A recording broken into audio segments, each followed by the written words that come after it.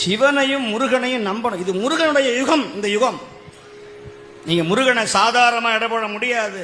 சிவனை விட ஒரு மடங்கு உயர்த்தி என் அப்பன் கந்தன் முருகன் சுப்பிரமணியன். இவனை விட அவன் வீரியம் ஜாஸ்தி. அவன் நெருப்பிலேயே பிறந்தவன். இவன் எங்க பிறந்தான்னு தெரியாது. இவன் அனாத.